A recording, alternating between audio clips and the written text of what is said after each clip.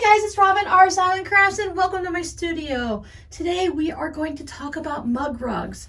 We're going to talk about this one with the changing autumn leaves on it specifically. Today is Friday, September 17th, 2021, so there will be a live stream this afternoon at 3 p.m. Eastern Time, and we are going to be making this mug rug. Because my live streams are generally well past an hour, it's nice to have a little short condensed version right here so that you guys can refer back to it. I'm going to add several links down below in the description box for other videos that I've done where we discussed the single fold binding, where we talked about other mug rugs that we made for Christmas, and there's a lot of great information in there.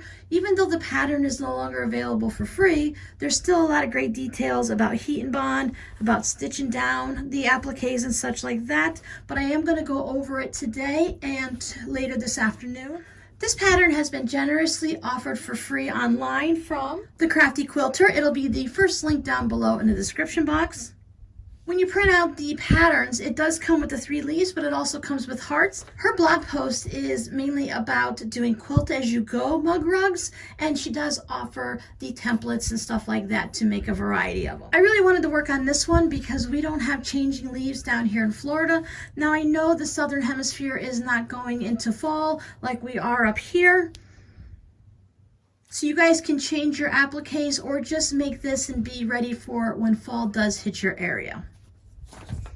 So I printed this out. There is a little 1-inch block down here, but for the leaves like this, it's not necessary for me to make sure that it's exact. Now my 1-inch block did print out at that actual size, but if these were off by a little bit smaller or larger, it doesn't bother me because of how I'm going to use them.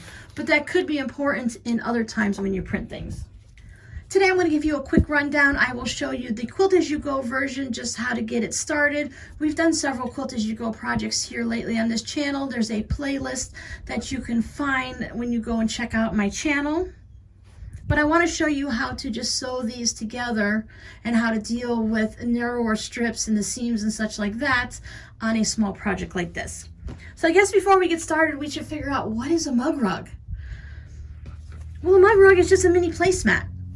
You could put your cup of coffee or tea here, and then you can have a couple of cookies or a little snack over there. Some people will just put their little snack right on it. You could put it on a napkin or a little small saucer. Many times people don't want to use these at all as a mug rug. You can hang it up on a wall as a mini quilt, as a decoration. You can lay it doan on the table. Maybe if you have several of them, you can use them as separate pieces that are worked together as a table runner. I've seen many people talk about it online where they take this to the office, and if they're working just at their desk or something like that, they like to have it there, or if they have those cubicle walls, they'll hang it up there. So let's just go ahead and get started. Now, if we follow the directions that are given to us on the blog post, this is supposed to finish at 6 by 9. Mine is almost 6.5 by 9.5. I did start out with larger pieces of batting and backing. For this version of Quilt As You Go, I did it where your only quilting is when you sew these two together, so it just looks like this. I don't always want these to be extra quilted. When we do that Quilt As You Go where you put a lot of matchstick quilting on here, it doesn't always need to be firm and stiff like that. It's nice to have something that's a little bit more flexible and that moves around. When you do all that extra quilting on it, or if you decide you're going to free motion quilt this, it is nice to start out a little bit larger and then trim it down to the size you want. I started mine out larger, and I just trimmed mine to whatever size was my shortest and narrowest pieces on my little scraps that I sewed down. So I have this fun fall with the scarecrow and the pumpkins and stuff like that. I grabbed a bunch of batiks for my leaves because I thought those would work really well for the fall leaves. So for this one, I had a little bit of a brown orange, a little bit of a burnt orange maybe, a brick red type, and then I thought there are some leaves that still stay a little bit green even though they fall off, or if your leaves fall off early. I cut my batting just a little bit larger than my backing. I do have a second one here, so we can make one as the Quilt As You Go, and the second one we can make it as if when we piece all the strips together like we would in a standard quilt. I tried to stick with things that had the autumn theme in it, so this one has the different color leaves.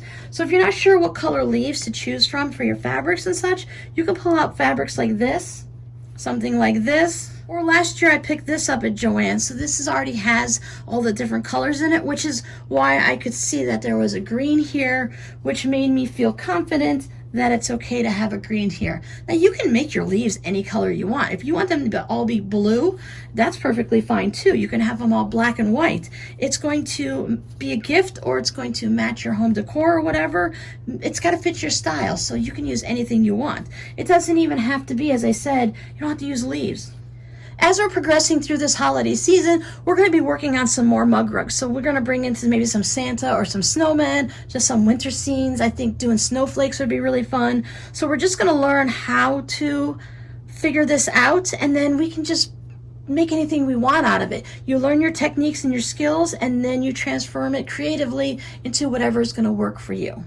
The other thing I did is I went into my scrap bin. I went into where I keep my browns, and I wanted some variety. I didn't want browns. I didn't want anything dark to take away from my leaves. I wanted a nice bit of a blending of fabrics. They don't need to be perfect. I didn't go from light to dark. I tried to mix mine up. If you do have them and you want to go in a nice monochromatic color and have a really fun background like that, you can do that. But I just grabbed the variety prints, some in medium, some in darker ones, some with some designs on it. I just tried to stay away from anything that might have something that wouldn't work in the season that I'm working in. So I wouldn't want to have snowmen on a brown background to put with my leaves. Now on the blog post, she says to have your strips to be at least 1 3/4 wide up to whatever you like. I decided that 1 3/4 is fine, but I tend to go down to 1.5 inches and then up to 2 inches. I did want my centerpiece to be a little bit wider, and then I can mix and match. It's nice to have wider ones on the ends, so if you have to trim it down, you're not going to end up with a little bit like this. And then I just had a various widths to go through here. But if you're only picking a small area, like 1.5 inches to 2.5 inches maybe, you're not going to have big gaping ones and really skinny ones. They're going to blend together nicely and have a little bit of variety to it without it being shockingly different. But of course you can do that too. This is the project that is perfect for those people that are trying to stretch their knowledge just a little bit and get into something a little bit different. If you don't want to do strips, you can have one piece of fabric, or you can have squares. But we are going to do the narrow strips. I'm going to lay out my strips on here into something that I feel is pleasing to the eye. I don't really want to have the dark one to be in the center. I like it a little bit more off to the side. And I'm going to keep in mind how I'm going to put my leaves down. I'm going to choose my leaf color after I get this all decided. But chances are I'm going to just stick with something similar. I might mix these up a little bit, but I do like to have them layered up so that they're not all straight in a row. So if you want to decide on your leaf colors first and see where you're going to lay them down and put your colors behind it, that works too. So maybe I'll put this over here. I just want to make sure that my strips are going to be long enough to cover the area. This piece of batting is about 9 3/4 and 6 3/4. So I know I have plenty of room, but I don't have so much room that I can use this. So I'm going to save this for something else. Or if you want, you can go ahead and do these diagonally.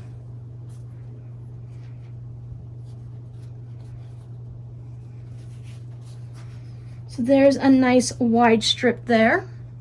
If you're doing these en masse, if you're doing like an assembly line for this and you're going to be making several of them for gifts or just to put around your house, you can lay out all 4 of them or however many you're making, and then just keep laying down your strips, and then you'll be able to see if they're the same or different. You can move things around so they're not all exactly the same. So maybe I want to put a little bit of a narrower strip down there. Have that fun polka dot. We are going to use a 1/4 inch seam to sew these together. This is a great project for beginners because if your 1/4 inch seam isn't perfect, it's going to be okay.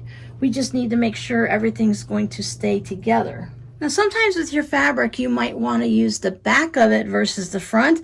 This one has a really fun design on it to where some of the darker bits show up more here than they do on the front. So I could always flip this one over and use it on the lighter side if I needed to add something a little bit lighter in there.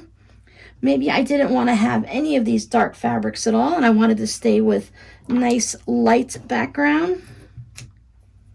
And I can even take that same fabric and flip it over to the right side, and now these two are the same fabric, you're just looking at it from different sides.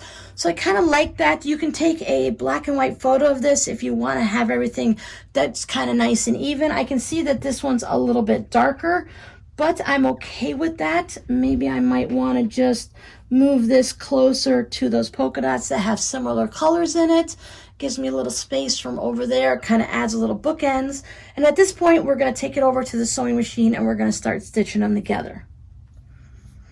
Once we have it all stitched together, we'll know if we need to add any more pieces. So I do keep that in mind. I did try to lay them over just a little bit, maybe a 1/4 of an inch or so, just to see if I have enough. Now, when sewing these together, I like to do them in groups of 2. That's going to help me keep my line straight and to avoid some of them ones when you get a little bit of a wave and a curve to it. So after I sew the 2 together, then I'll take my groups of 2 and I'll sew them together again. So now I'll have 4. So I can have these 4 together and these 3 together, and then I'll stitch them all together. So let me go ahead and start stitching on these and I'll show you what I'm talking about. For me, I like to work left to right. You can do it however you want. I just took the one piece and laid it over. So I have all of these stitched in 2s. Now before I go any further, I want to give these a nice press. Some people like to stitch their entire thing and then they go ahead and press it. When I try to do that, I end up with my seams being a little bit wavy and my strips are no longer straight. So for me, I've learned that I need to press as I go and I can't wait all the way to the end, specifically when I'm dealing with the smaller strips. I like to set my seam.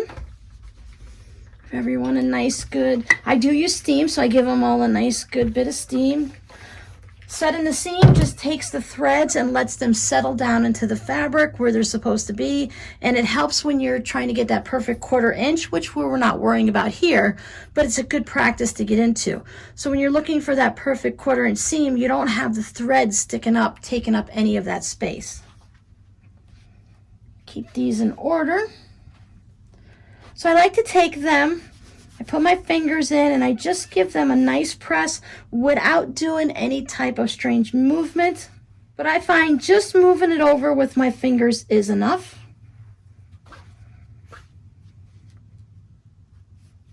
I'm not worrying which seam is going where, light and darks and stuff, so I'm just going to press all my seams in one direction, or you can go ahead and press them open. Now I would still do about the same thing if I was going to press them open. I would start with pressing them all to one side as I'm sewing it together. Then when I get the entire piece, I go ahead and press them open. Whichever works for you is going to be the way you can do it. This is just something that I do. So after I get that done, then I can go ahead and hit it with my iron. I'm not pushing in one section and then a different and taking any type of strange biases, because these scraps came out of my scrap bin. I don't know where a bias is. I'm not going to look for a bias. I'm not going to worry about it. I'm just going to be prepared that it could be there. I do want to make sure that I have pressed it all the way open, that I didn't leave any of it folded over anywhere. When I'm doing this, I'm just using my iron to push that piece of fabric down. It's not going full down onto the ironing board. Then when I get to here, then I can give it a nice good press. I can hit it with a bit of steam if I want.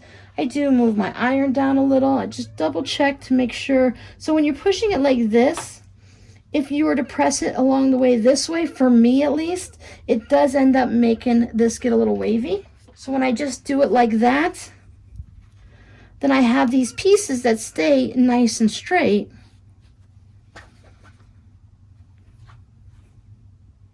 So I'll take it over, and I'm lining everything up off the top because all my pieces are a different length. So I will take it over and push this one here and put that one there. And then I will come back and press it the same way and then sew everything together. It's such a simple little thing to do, but just by opening this up and giving it a bit of a finger press, it allows me to have such a much nicer and straighter piece of fabric. Now, if I want these to be pressed open, if I find that I'm using such much narrower, maybe you have a couple strips in there that are maybe only of an inch or an inch and a quarter, you can always press these open at this point now. One side is already pressed down, so I can just sneak in here with a little double point needle or a stiletto or an awl or whatever it is you're going to use. Go through with my finger and give it a good finger press. Your fingers are your best tools.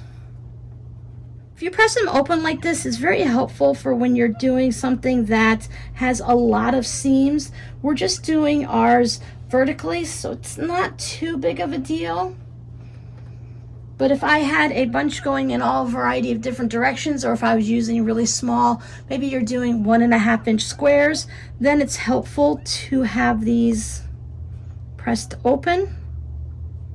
But for the most part, I don't mind just having these all over. I'm going to be doing minimal quilting. When I stitch around my leaves to hold my appliques down, if you see I also stitch the veins in it, then I can, you can see on the green one I think, then I can just use this as my quilting. It's such a small piece, it doesn't need to be heavily quilted unless that's what you're looking for. So now I check my piece, and I knew going in that it was probably going to be too small. So this is only 9 inches wide. Now I can just stop there and say, oh, 9 inches wide is perfect, I'm happy with it. Or I can add another little piece. Remembering that if it's only 9 inches right now, and if I wanted it to be 9.5, then I would have to just have a 1/2 inch there. So I would end up needing to have a narrower piece, so I would have narrow down there and then trim here. But if we're following the basic idea of the blog post, and hers is 6x9, mug rugs come in so many shapes and sizes. You could make one giant leaf and have that be your mug rug. I've seen a lot of different ones where they've had little bunnies for Easter. You can have snowmen for the winter, or just a round circle, pumpkins, anything you want really. Kitty cats, anything. So I think leaving this at 9 inches in width is going to be fine. The only time I've seen it where it needs to be specific is if you're maybe doing a set where you're going to put a candle on it and you need it to be a certain size to fit the candle because you have a larger candle, or if you're giving it as a gift and you have maybe a little teacup and then a little saucer to go on the side and you want it to fit. And then otherwise, when you do these in a mug rug swap, there's usually certain guidelines, no smaller than, no larger than. But I think for our method today that this is going to be perfectly fine. 9 inches wide. I'm happy with it. I have my backing fabric, my batting, and now I also have the front, which is now considered our background. You can do a little stitching on either side of your seam, 1/8 inch, 1/4 inch, stitch in the ditch. You can practice some of your free motion. These are great for little practice pieces. If you want to try a new design, maybe you want to put one giant feather on it, or you want to practice your curly cues and swirls, you can do all of that. Or based on my batting, I'm allowed to quilt 10 inches apart. So this is already smaller than a 10 inch square, and I'm going to be appliquing my pieces down. So I'm going to go ahead and stop at this point. So this is one way you can make the background of your mug rug. If you'd like, you can also do the quilt as you go method. So I have my backing fabric and my batting cut just a little bit larger than what I'd want my finished mug rug to be. For me, I like to start in the center. I lay the center strip right sides up.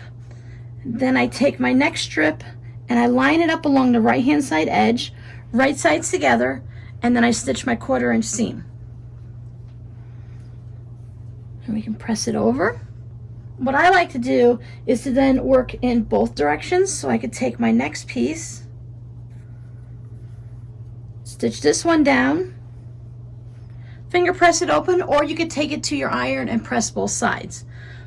After that, allows me to take pieces and I can put one again, right sides together on this side, and then I can take one right sides together on this side, stitch them. You can trim up the bottom if you'd like, bring them over to your pressing mat, open them up, and press them all. With that, you just need to be careful for your batting. Mine is 100% cotton with no scrim. I can put my iron right on it and it's not going to be a problem. If you're using something that is not good with the heat of an iron, like a polyester or some type of a blend, you can always put down a pressing cloth first, just any type of maybe t-shirt material or a pillowcase or just a regular piece of quilting cotton. Press it through that, and that way your iron isn't touching directly to this and you won't get any type of residue on your iron. Then I would just continue putting my pieces down and pressing them until the whole thing is done. Give it a nice good press, because at that point you have fabric everywhere, so you can give it a nice steamy press if you want. You can also turn it over from this side and give it a press. At that point you'll have everything will be quilted, so you'll have all of these lines, but you won't be able to see the quilting on the top. It'll look just like this one, so where everything is hidden, which is how I did this one. So you don't see any quilting lines, it's just where I stitched these down. You can't tell the difference between this one and that one just by looking at it, unless you flip over the back. And that's when you're gonna see your quilting lines. So whatever thread you're using, you might not want to use like a bright neon yellow or orange if you don't want that color to be on the back of your mug rug. But since we're talking about fall leaves, those colors might work. Knowing I was going to be making more than one of these, I wanted to have something that was easier to trace around than just a piece of paper. So I picked up these clear, well, semi-clear cutting mats that you can pick up at the Dollar Tree. So I laid it down and I was able to just trace around with a Sharpie. And you can easily see through it and trace it around. Now with this shape, it's perfectly fine this way. They're pretty well symmetrical, so I'm not worried about right side or wrong. So if you're using some letters, if you're going to be tracing it onto heat and bond, then you're going to want to do it reversed. But for these templates, it's not a problem. Same thing with the hearts. They're really symmetrical, so we don't have to worry about it. When I'm using those cutting mats, I do save some of the smaller strips for projects like this, because this is perfect. I can either put it down just a little bit. If it fits this way, great, or you can put it diagonally or this way. That way I don't save the little small, tiny pieces, because I don't do that type of applique. But instead of just tossing it out and buying another one, even though you're getting 2 sheets for $1, so that's a pretty good deal, I do save these and I keep them all together so that when I'm going to look for more template plastic, I can grab it. If you purchase a lot of charm packs, that comes with that little 5-inch piece of cardboard on the back. I've used that many times too, but with having them clear or semi-clear like this, I can see through it easily. It allows me to place it on my fabric in a way that I want. If there's a design on the batiks that is going to give me that little bit of a vein in my leaf, I can go ahead and do that. So there's the piece that I'm going to be going from. I do have a different pressing board here. This is a wooden table, one of those little TV trays. I took the wooden top piece off, put some batting and some fabric on it, and I use this for whenever I'm using anything that's going to possibly be sticky. I don't want to get it on my good wool pressing mats, so if I'm doing heat and bond, I use it on here. Or you can use some type of a pressing cloth, or they have applique sheets that you can purchase, which is basically one of those silicone mats that you make when you're doing baking cookies. I do have some smaller bits because I thought that would be fine to use on my smaller leaf here. Even though these are going to be going into my shop and it's not just going to be for me, I do like to switch up which colors I use for the leaves. So since I already have a green one in this shape, then I think having a red one would be nice. In the maple leaf, I did use that red color because I thought maple leaves are usually the red color, but I would imagine that they can also be a lighter color. So maybe I want to use that one.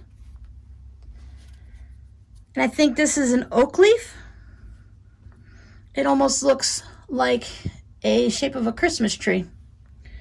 So for this one, maybe I want this one to be more of a brown color. So this one has a variety of colors, so I can place this in a way that if I want it to be a little bit lighter, I can go up at this end of it. And if I want it to be a little bit darker, I can stay down here. Maybe I want to turn it. And now remember with batiks, while their colors go all the way through based on the dye process, you can flip it over. Like on this one, the colors are a little bit lighter, less saturated on this side. So depending on which one I want, When I put my heat and bond on, I'm going to be putting it on the back of the fabric. So I need to pay attention to that when I get to that point. So I can put that one on there. And if I like the way these three look together with that, then I'm all set. Since these leaves are basically symmetrical, I'm not going to have to worry about reversing them. If I was using a letter, this is going to be going onto the back of the fabric. So it'll be the fabric on top, the fusible, and then our backing. So if this was a letter R, I want to make sure that I reverse it so when I trace it, it's backwards. But for these leaves, I don't have to worry about that. I want to leave at least 1/8 of an inch around it of the heat and bond. So when I trace it out, I don't want to like just stick it in the middle. I want to save some and use it for other projects. I don't want to be wasteful. So I will just move it to a point like this, and then I'm just using a mechanical pencil. You can trace around it with anything you want. I have learned in the past that if you trace a lot of things, whatever you're using is going to get all over your hands. So it's easy to wash the pencil off and not have like blue lines all over my fingers for the next 5 days. I could put this leaf. I want to leave enough space. I leave at least 1/4 of an inch so that I can trim in between the two. When I put this down on my fabric, I want to make sure there's heat and bond on either side of the line. Now there are other products besides heat and bond. This is just what I'm using. I'm using the Heat and Bond Light. I'm going to be stitching it down, so that's why I chose the light. There's more heavy duty ones where you put it down and you don't have to stitch it. So if you are going to be making these to put on a wall, just as a decoration, it's something that's mainly going to never be washed or handled or anything like that, you can use the non-sewable, the heavy version, and then you just iron it down and you can walk away. But I do want to sew mine down. I want to add the little veins and the texture and stuff like that. So I'm going to stick with my light.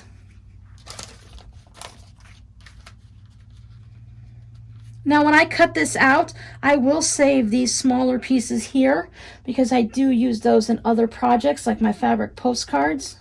Once everybody is traced, again, leaving enough room. I'm not going to follow each of these little grooves. Now with this one here, I will take it and I will trim it like this.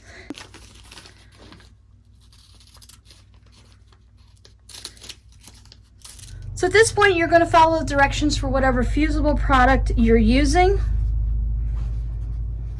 I turn the steam off when I'm using the heat and bond.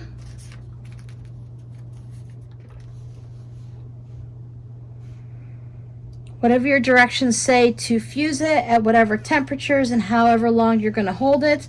Then I set that aside because it needs to dry. And I had a little bit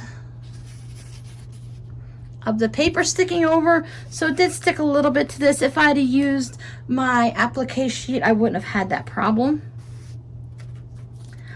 Now again, I don't want to just waste my piece of fabric by sticking this in the center.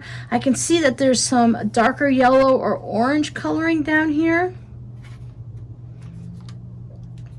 I want to take advantage of that.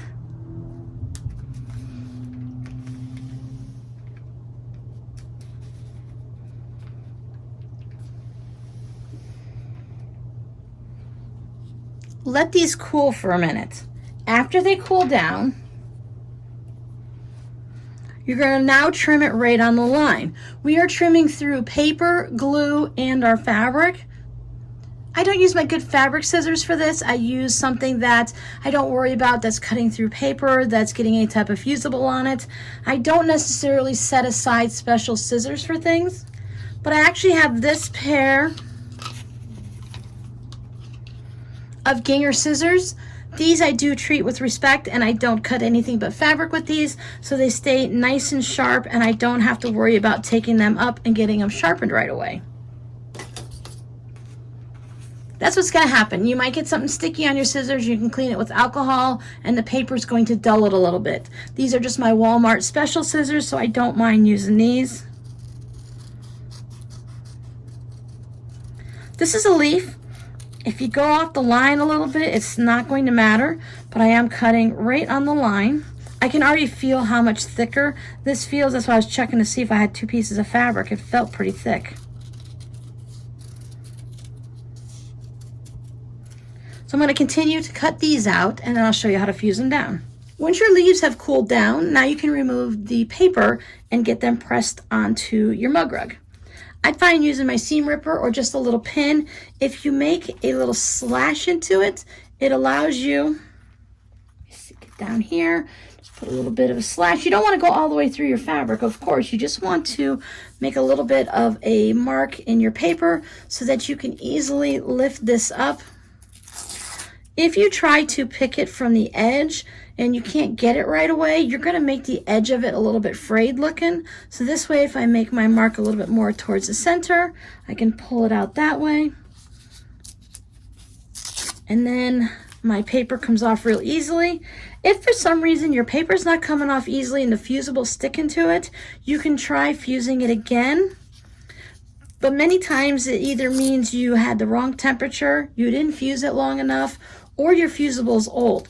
Your fusible can get old and then it won't stick on here and it'll come off like a sheet of, it's almost like a grid work looking thing. You can see all the little glue dots and stuff on it. At that point, it might be better to get some new fusible. Or we can just pin this down. We don't have to use any fusible at all. You can use a glue stick or a couple dots of glue and put it down on there like that. So this is the way my leaves are on this one. I liked it this way because this was the larger leaf and it had the two smaller ones on the side, but you could decide a different way to put them.